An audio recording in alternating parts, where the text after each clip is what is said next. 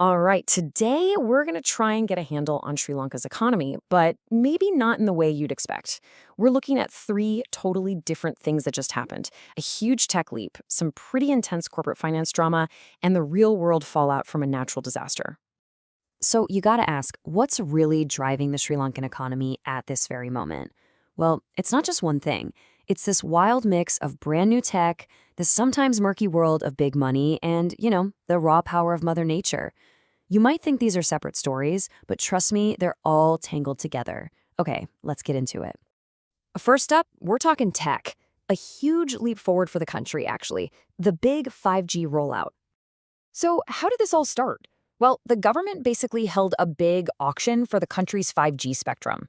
And if you're wondering what that is, think of it as the invisible highways that let our phones get super, super fast internet. This auction, it was pretty much the starting pistol for a massive digital upgrade across the entire nation. And what was the result? Wow, a huge injection of cash. The government brought in around 10 billion rupees. That's not small change. A number that big tells you one thing: the telecom companies are dead serious about building out Sri Lanka's digital future. So, who walked away with the keys to the kingdom? Well, it was the two heavy hitters in Sri Lankan telecom, Dialog Axiata and SLT Mobitel. They were the ones who stepped up, and now they've got the licenses to build out this next-gen network. And you know what? They didn't waste any time. I mean, right after the auction, bam, Dialog just went for it. They launched their commercial 5G network called Dialog 5G Ultra. This is a massive moment, really the official start of the 5G era for the country. And the impact was just immediate. We're talking about the network going live and connecting over 1.5 million people. Like, right away. This wasn't some tiny little test run. Nope, this was a full-blown public launch. Suddenly, a ton of people had access to way faster speeds and all the possibilities that come with it. And think about it. This kind of tech isn't just for streaming movies. It could change everything, from how businesses operate to how the country responds to emergencies. Okay, so you've got this incredible new digital backbone being built, but where does the money for huge projects like this come from? That takes us into our next section. We're going to shift gears and dive into the pretty complex world of corporate finance. This is where the trust and stability required for big investments gets either built up or called into question. And we've got two really different stories to look at here. In one corner, you have a big bank making moves to basically reinforce its financial armor. And in the other corner, a major apparel company that's suddenly under the microscope from its own auditors. Let's take them one by one. First up is Sampath Bank. They're planning to raise up to 20 billion rupees in something called Tier 2 capital.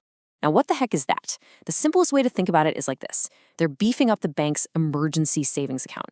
It's a smart, proactive move to make sure they're super stable and can meet these really strict international safety rules for banks. This is exactly what you want to see, a sign of strength, which you absolutely need to fund a growing economy. All right, now for the flip side of that coin. We're talking about Gila Apparel Holdings, a huge name in the clothing industry. They've suddenly found their stock put on the Colombo Stock Exchange's watch list. That's never a good sign. It all went down after a look at their books for the financial year, so what happened? What set off the alarm bells? It all comes down to this one little phrase, right here. The company's own independent auditors. They issued what's called a disclaimer of opinion. And trust me, in the world of accounting, those are three very serious words. So what does that actually mean? This is the important part. A disclaimer of opinion doesn't mean the auditors found something wrong. It means they couldn't get enough information to form any opinion at all. They're basically throwing their hands up and saying, we can't tell you if these numbers are right or wrong. And for anyone thinking of investing, that uncertainty is a massive red flag. It just kills trust.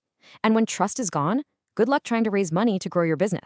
Okay, so for our last piece of the puzzle, we're stepping out of the corporate offices and into the real world. We're going to look at the economic ripples from a recent natural disaster, Cyclone Ditwa, because this is where all that fancy tech and all that financial planning really gets put to the ultimate test. And the impact was brutal and immediate.